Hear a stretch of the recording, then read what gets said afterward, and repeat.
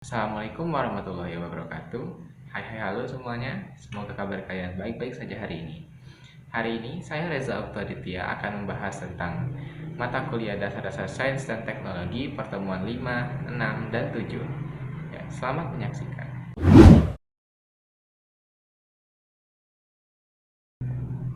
Kita masuk ke judul besar pertemuan kelima, yaitu serba-serbi pengetahuan.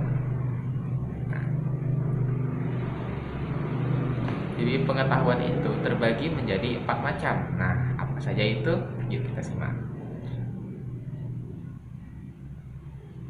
Jadi yang pertama adalah pengetahuan biasa atau bahasa Inggrisnya itu adalah common sense. Pemahaman biasa tentang suatu objek di sekitar kita yang biasanya diperoleh dari pengalaman sehari-hari.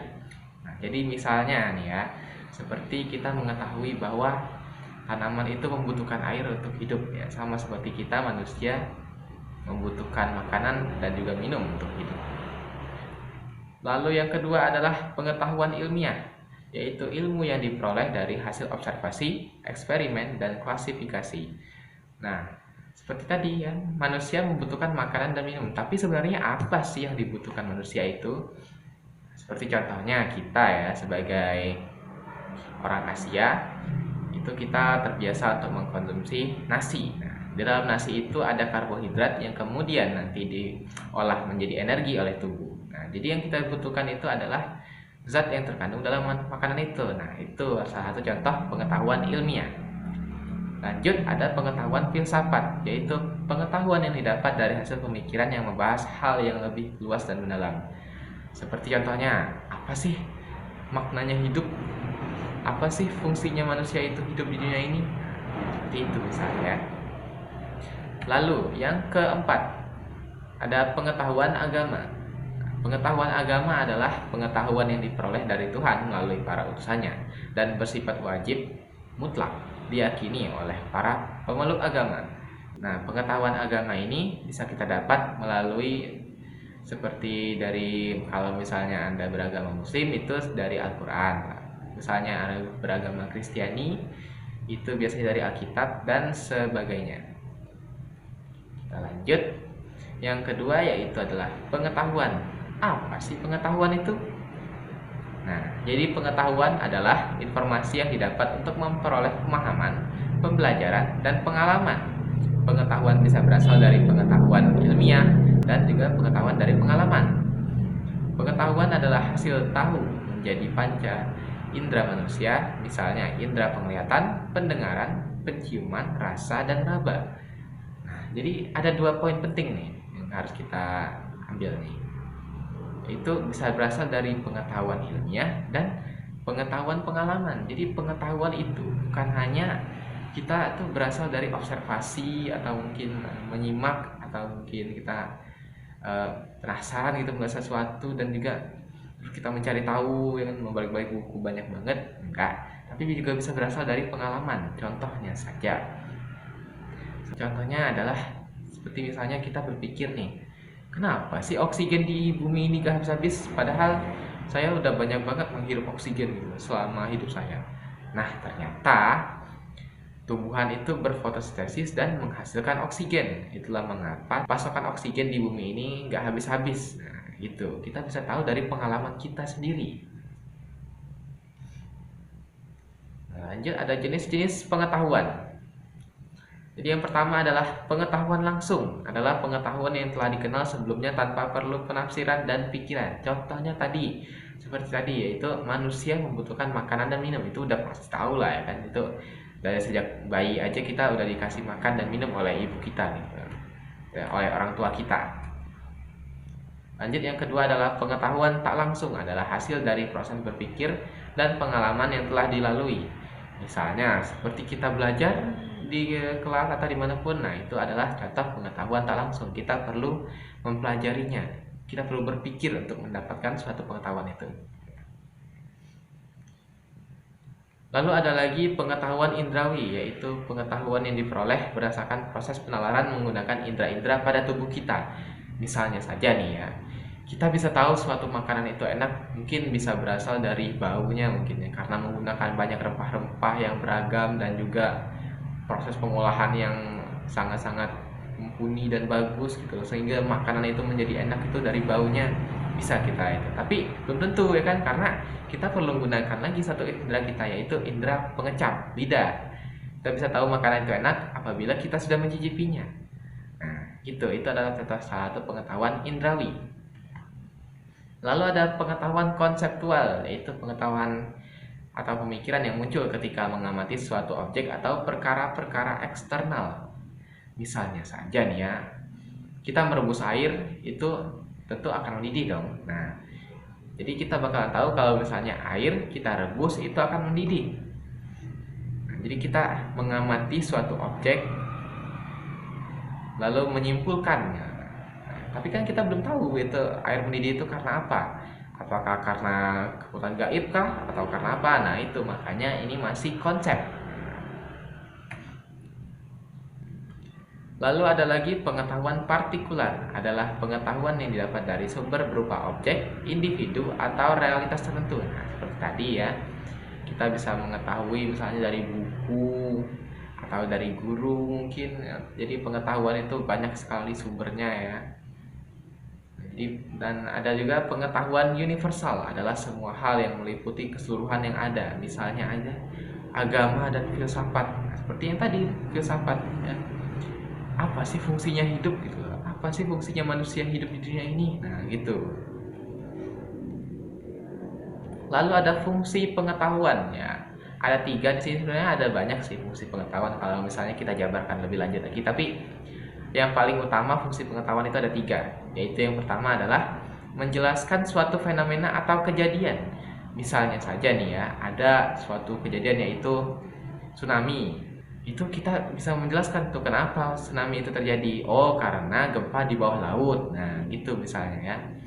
Lalu ada meramalkan atau memprediksi kejadian. Nah, biasanya seperti misalnya ada kejadian gunung meletus, itu pasti ada tanda-tandanya dong kan sebelum gunung itu meletus. Misalnya contohnya aja seperti aktivitas gempa yang lumayan berasa gitu lah kan. Nah, itu diukur oleh peneliti menggunakan seismograf. Nah, jadi kita bisa meramalkan gitu loh kan. Ini gunung ini akan meletus, ini gunung ini akan tidak meletus gitu, sama berapa tahun. Nah, gitu. Lalu yang ketiga adalah mengendalikan keadaan atau peristiwa. Nah, jadi kalau misalnya kita udah tahu ya kan bakal ada tanda-tanda akan tsunami seperti tadi yang tadi saya contohkan, kita itu bisa memberitahuan kepada penduduk-penduduk sekitar pantai misalnya untuk mengungsi ke daerah yang lebih tinggi. Nah, jadi kita bisa mengendalikan keadaan atau peristiwa menggunakan pengetahuan. Lalu yang ketiga adalah kesadaran. Nah, selain pengetahuan kita tuh harus sadar gitu loh, punya kesadaran. Jadi apa sih kesadaran itu? Kesadaran adalah suatu tingkat kesiagaan individu terhadap stimulus eksternal dan internal. Nah, intinya sadar itu adalah reaksi kita terhadap gangguan-gangguan atau kejadian-kejadian yang ada di sekitaran kita. Nah, jadi jenis-jenis kesadaran itu ada 2, yaitu kesadaran aktif, yaitu kesadaran yang terdapat pada makhluk hidup dan selalu mencari, menelaah, dan menyeleksi pandangan yang ada. Kesadaran aktif itu misalnya contohnya aja seperti tadi, kita mengamati gimana sih oksigen di bumi ini gak habis-habis gitu, walaupun banyak yang udah menghirup. Nah, jadi kita telaah, kita cari, jadi tahu kan bahwa ternyata oksigen itu diisi ulang oleh tanaman melalui proses yang namanya fotosintesis. Lalu ada kesadaran pasif, yaitu adalah kesadaran dalam menerima berbagai stimulus internal maupun eksternal. Ya, seperti contohnya kita lagi berbicara sekarang ini, kita tahu bahwa kita sadar itu sedang berbicara gitu kan. Berbicara dengan orang kah atau berbincang-bincang dengan teman kah. Nah, itu salah satu kesadaran pasif. Lalu ada fungsi kesadaran. Jadi yang pertama adalah digunakan untuk membuat keputusan. Jadi sebelum kita membuat keputusan kita harus sadar dulu nih, ya kan? Sadar dalam hal apa nih? Jadi misalnya sadar bahwa mungkin keputusan yang kita ambil itu akan banyak beresiko terhadap kelangsungan gitu. Atau mungkin keputusan kita nih justru malah membawa banyak sekali manfaat gitu. Nah, jadi kita sebelum membuat keputusan itu kita harus sadar dulu terhadap apa ya keputusan kita. lalu digunakan dalam tindakan merencanakan, memulai, dan mengarahkan tindakan. Nah, jadi di sini adalah misalnya seperti kita mau membuat suatu acara, kita harus tahu dulu nih acaranya nih apa dulu gitu loh kan. Lalu apa sih dampak acara ini gitu loh. Mungkin atau acara ini kira-kira manfaatnya apa gitu loh. Nah, itu. Lalu dapat memantau dan menyesuaikan perilaku. Contohnya seperti misalnya kalau kita melihat tetangga kita sedang berkabung gitu, sedang berduka, terus kita menyetel lagu dangdut super duper tinggi volumenya, nah, itu gak sadar tuh berarti orangnya, itu sadarannya bermasalah itu orang berarti ya. Materi yang keempat kita adalah skeptis, subjektif, dan relatif. Nah, dalam menerima pengetahuan atau suatu informasi, kita tuh harus menggunakan 3 sikap ini. Nah, yuk kita pelajari bersama. Jadi, apa sih itu skeptis? Nah, jadi skeptis itu adalah sikap meragukan suatu kebenaran atau menangguhkan persetujuan atau penolakan. Nah, pasti sering dong dengar kata skeptis nih. Nah, misalnya berita tentang virus corona telah membunuh jutaan orang atau miliaran orang, nah, gitu kan. Itu terus ada teman kalian bilang, aku skeptis nih dengan berita ini. Bisa jadi cuma 800.000 tapi dibilangnya 1 juta dibulatkan gitu. Nah, itu kita harus punya sikap skeptis gitu. Jadi kita meragukan satu kebenaran sebelum kita cari tahu sendiri gitu. Nah, jadi ada jenis skeptis. Yang pertama adalah skeptisisme mutlak, yaitu merupakan sikap secara mutlak mengingkari kemungkinan akan pembenaran. Misalnya seperti terjadi suatu kasus pencurian emas yang dilakukan oleh anak kecil dalam rumah yang keamanannya tinggi banget. Nah, kan nggak mungkin gitu loh. Jadi kita harus skeptis gitu terhadap suatu informasi yang kita terima. Harus kita pilah-pilah. Nah, ini adalah skeptisisme nisbi. Merupakan sikap tidak meragukan segalanya secara menyeluruh. Skeptis ini merupakan varian yang hanya melakukan kemampuan manusia untuk tahu dengan pasti dan memberi dasar pembenaran yang tidak diragukan lagi untuk pengetahuan dalam bidang-bidang tertentu saja. Misalnya tadi seperti kasus pencurian. Tadi kan skeptisisme mutlak, kita benar-benar menolak banget gitu loh bahwa terjadi kasus pencurian gitu loh kan, oleh anak kecil terutama misalnya gitu. Jadi tidak mungkin dong dilakuin oleh anak kecil, dan belum tentu emas itu juga dicuri gitu loh. Barang yang dicuri itu belum tentu dicuri, bisa jadi dijual oleh pemiliknya sendiri tapi dibilang mencuri karena supaya heboh gitu loh kan. Nah, gitu misalnya. Tapi kalau skeptisisme nisbi ini kita masih percaya, misalnya kita masih percaya bahwa barang itu memang benar-benar dicuri ya. Tapi tidak oleh anak kecil gitu loh. Gak mungkin dong ya kan, keamanannya tinggi tapi anak kecil yang mencuri. Baik, kita lanjut, yaitu batu uji tentang kebenaran. Nah, jadi ini seperti pembuktian gitu, tentang kebenaran. Yang pertama adalah teori korespondensi. Teori ini mengatakan bahwa kebenaran adalah persesuaian fakta antara pernyataan tentang fakta dan fakta itu sendiri. Misalnya tadi ada kasus pencurian itu dilakukan oleh anak kecil, tapi sidik jari yang ada di TKP itu sidik jari orang dewasa. Lah, gak sesuai dong dengan fakta dan fakta itu sendiri kan? Gak sesuai dong pernyataannya dengan fakta. Nah, berarti gak benar dong itu berita berarti. Lalu ada teori koherensi. Suatu pertimbangan itu benar jika ia konsisten dengan pertimbangan yang lain yang telah diterima kebenarannya. Nah, misalnya saja seperti tadi dong ya kan, beritanya menyatakan bahwa kasus pencurian inilah dilakukan oleh anak kecil, tapi sidik jari yang ditemukan di TKP oleh polisi adalah sidik jari orang dewasa. Nah, berarti gak konsisten dong beritanya dong. Masa sidik jari yang didapatkan di TKP adalah sidik jari orang dewasa, sedangkan beritanya mengatakan bahwa anak kecil yang melakukannya. Nah, gitu. Lalu ada teori pragmatis. Apa sih teori pragmatis? Teori pragmatis meyakini bahwa ujian kebenaran adalah manfaat, kemungkinan dilakukan, dan akibat-akibat yang memuaskan. Nah, seperti yang tadi dong, gak mungkin anak kecil yang melakukan, tapi di TKP sidik jarinya adalah sidik jari orang dewasa. Nah, itu.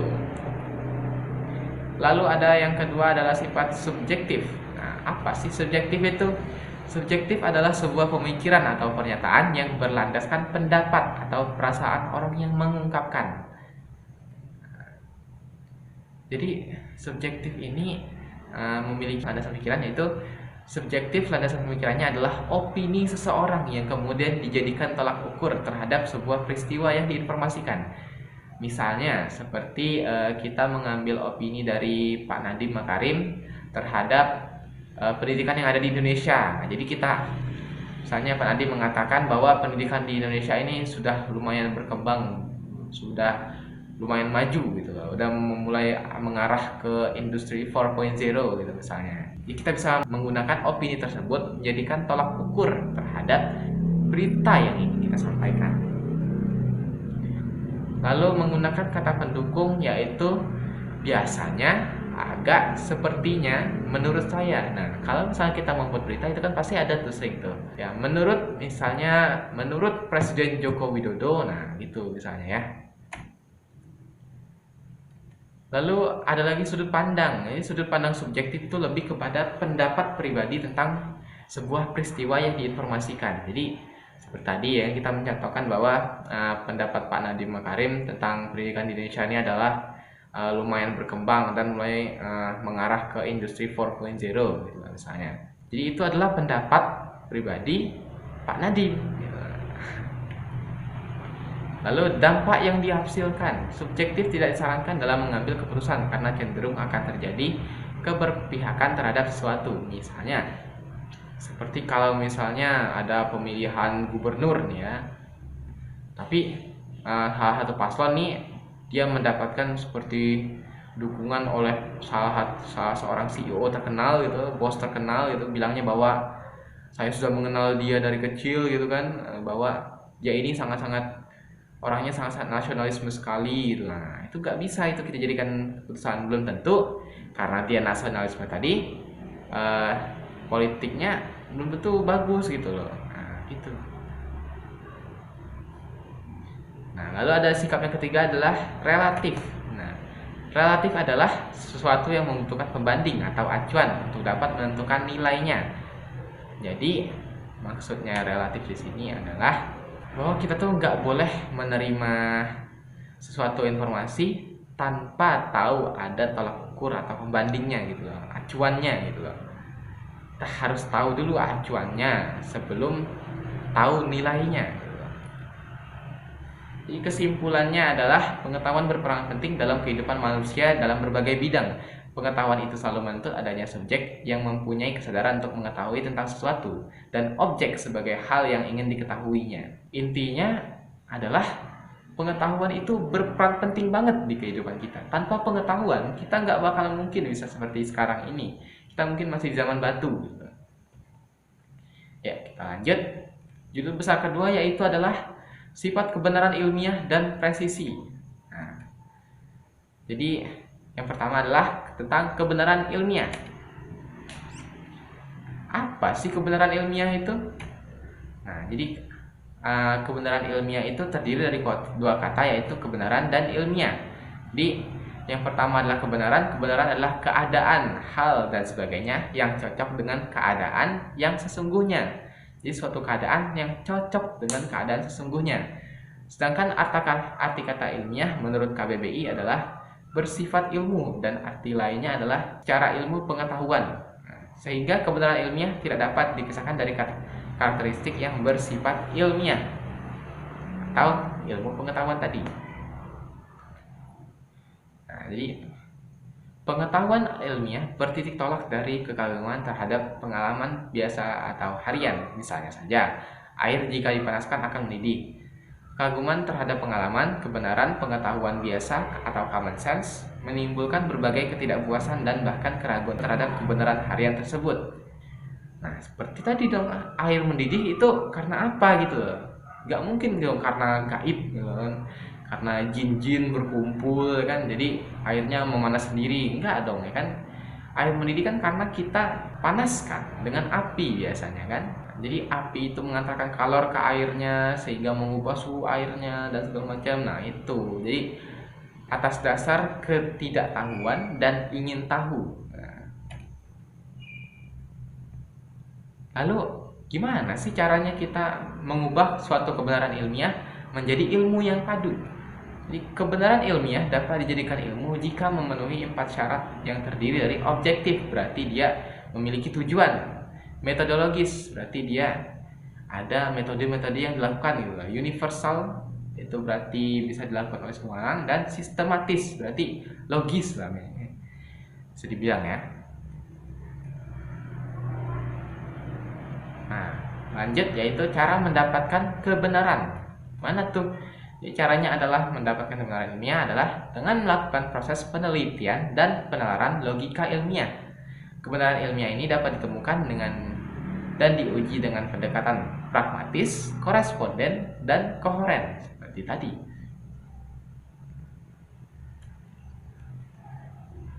Hal-hal yang harus diperhatikan nih. Jadi, kebenaran ilmiah sebagai kebijaksanaan memiliki artian apa yang dianggap benar haruslah bermanfaat, memajukan, dan memiliki nilai positif menjadi prioritas utama.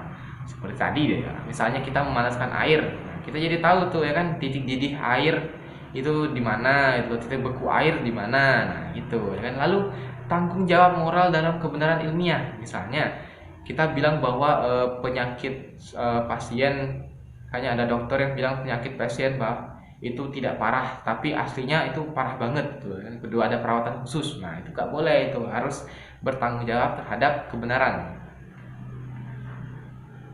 Nah, lalu ada yang kedua yaitu teori-teori kebenaran. Nah, apa sih teori-teori kebenaran? Nah, teori adalah serangkaian bagian atau variabel, definisi, dan dalil yang saling berhubungan, yang menghadirkan sebuah pandangan sistematis mengenai fenomena dengan menghubungkan antar variabel dengan maksud menjelaskan fenomena alamiah. Sedangkan kebenaran adalah penyesuaian antara pengetahuan dan objek, bisa juga diartikan suatu pendapat atau perbuatan seseorang yang sesuai dengan orang lain dan tidak merugikan diri sendiri. Macam-macam teori. Yang pertama adalah teori koherensi atau konsistensi. Menurut teori ini, kebenaran adalah keruntutan pernyataan. Pernyataan-pernyataan dikatakan benar apabila ada keruntutan dalamnya. Artinya, pernyataan itu tidak bertentangan secara logika dengan pernyataan-pernyataan yang lain. Lalu ada teori korespondensi. Kebenaran adalah kesesuaian antara pernyataan dengan kenyataan. Lalu ada teori pragmatis. Menurut teori ini, suatu pernyataan atau pemikiran dikatakan benar apabila dapat mendatangkan manfaat atau kegunaan pada banyak orang. Lalu ada teori performatif. Teori ini menyatakan bahwa kebenaran diputuskan atau dikemukakan oleh pemegang otoritas tertentu. Lalu ada teori konsensus. Suatu pernyataan dikatakan benar apabila dihasilkan dari suatu konsensus bersama atau kesepakatan.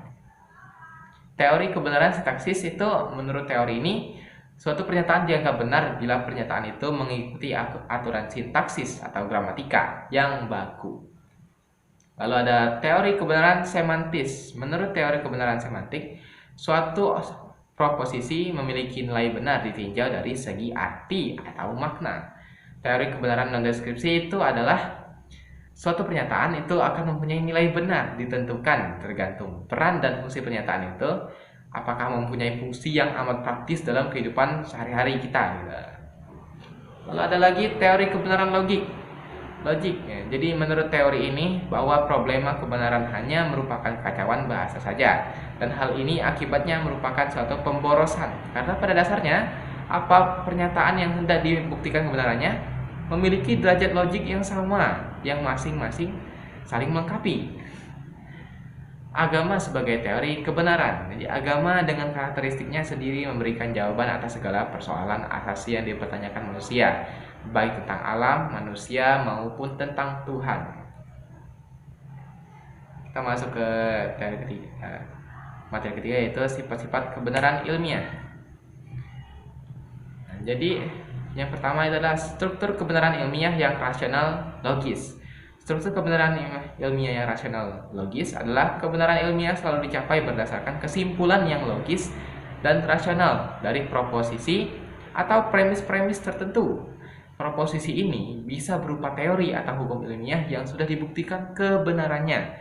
Proposisi yang menjadikan kesimpulan dianggap benar bisa mendapatkan melalui deduksi atau induksi. Jika deduksi, kesimpulan diperoleh sebagai konsekuensi logis dari proposisi tertentu yang dianggap benar. Jika induksi, yang dilakukan adalah proses generalisasi yang mengungkapkan hubungan tertentu di antara berbagai fakta yang ditemukan. Sifat empiris dari kebenaran ilmiah. Sifat empiris dari kebenaran ilmiah adalah bagaimanapun juga kebenaran ilmiah perlu diuji dengan kenyataan yang ada. Tidak ada spekulasi dalam ilmu pengetahuan. Sifat pragmatis yaitu dapat menggabungkan kedua sifat kebenaran dalam artian kalau sebuah pernyataan dianggap benar secara logis dan empiris, pernyataan tersebut juga harus berguna dalam kehidupan kita sehari-hari gitu. Presisi. Nah, presisi dalam KBBI berarti adalah ketepatan, ketelitian yang mana sifat kebenaran ilmiah ini harus tepat dan juga teliti dan sebelumnya sudah melakukan penelitian terkait apa yang dicari. Nah, jadi kesimpulannya adalah kebenaran ilmiah adalah suatu kebenaran yang ada dalam sebuah pengetahuan dan dapat dijadikan ilmu dengan memperhatikan kebijaksanaan serta tanggung jawab moral. Ilmu pengetahuan ilmiah berbeda dengan pengetahuan biasa, karena ilmu pengetahuan ilmiah merupakan hasil rangkaian kegiatan yang memang berkualifikasi ilmiah, menyangkut keharusan adanya metode ilmiah. Jadi kebenaran ilmiah ini dia itu lebih terbukti kebenarannya karena memang telah melalui berbagai macam rangkaian kegiatan ya, yang menyangkut pembuktiannya sehingga memang terbukti benar. Kita masuk ke judul besar ketiga yaitu hukum ilmiah. Apa sih hukum ilmiah itu? Nah, jadi kita langsung saja. Hukum ilmiah adalah perkembangan lebih lanjut dari hipotesis yang mengungkapkan hubungan sebab akibat antara peristiwa yang satu dengan peristiwa lainnya. Setiap hukum ilmiah bagaimanapun tetap mengandung unsur hipotesis walaupun bersifat lebih pasti. Selalu saja kebenaran bersifat sementara atau tidak definitif, selalu ada kemungkinan. Jadi hipotesis ini seperti teori lah ya. Seperti misalnya teori relativitas Einstein, ya, itu kan belum terbukti kebenarannya. Hingga tahun 2019 terbukti bahwa memang benar-benar ada black hole di alam semesta kita. Nah, gitu misalnya. Lalu ada teori ilmiah. Nah, ini tadi ya. Teori ilmiah merupakan sebuah kumpulan pernyataan yang saling berhubungan dan didukung dengan baik, menjelaskan berbagai pengamatan dan dapat digunakan untuk membuat prediksi yang dapat diuji. Teori ilmiah menjelaskan suatu kerangka koheren yang sesuai dengan data pengamatan. Definisi ilmiah kata teori berbeda dengan pengertian kata teori secara umum. Secara umum, teori dapat berarti konjektur, opini atau spekulasi yang tidak mempunyai dasar-dasar fakta maupun prediksi yang dapat diuji kebenarannya. Lalu ada ciri-ciri teori ilmiah. Pertama adalah observational nesting. Suatu teori seharusnya mempunyai paling tidak konsekuensi observasi yang sama dengan teori-teori sebelumnya. Fertility. Suatu teori harusnya terbuka untuk diuji dan dikembangkan. Track record. Suatu teori hendaknya memiliki keberhasilan pada waktu-waktu sebelumnya. Interteori support. Suatu teori harusnya terintegrasi dan memberikan dukungan pada teori-teori lainnya. Lalu ada smoothness. Jika suatu teori tidak sesuai dengan fenomena yang dijelaskannya, hendaknya terbuka untuk dilakukan perbaikan. Internal konsistensi. Suatu teori hendaknya memiliki konsistensi internal. Ada compatibility with well-grounded metaphysical beliefs.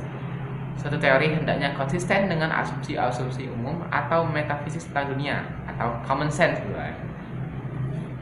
Simplicity. Teori yang simpel lebih baik daripada teori yang rumit sehingga dapat dimengerti oleh khalayak umum.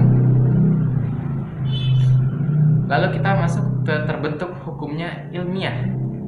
Sepanjang sejarah, para ilmuwan berusaha mengumpulkan data dan merumuskan ke dalam bentuk hukum untuk digunakan mendasari penjelasan penemuan di lapangan spesifik yang merupakan turunan dari lapangan sains. Sifat-sifat hukum ilmiah yaitu yang pertama adalah bersifat netral, yang kedua bersifat universal, yang ketiga sifat lebih pasti. Terbentuknya hukum ilmiah dilihat melalui garis historis. Hukum sains dapat diilhami berdasarkan suatu percobaan secara ilmiah. Tetapi dalam hal kepastiannya, hukum tidak sama dengan hipotesis. Hipotesis merupakan langkah menuju dirumuskannya teori dan hukum. Tahap merumuskan hipotesis juga mengacu pada hukum lain yang sedang berlaku saat itu. Karena tidak ada hukum yang lahir secara tiba-tiba tanpa adanya hukum lain yang mendukungnya. Ada juga hukum tersebut dibuat atas dasar pemikiran yang kritis atau bisa juga dengan sesuatu keadaan yang sekedar tidak sengaja.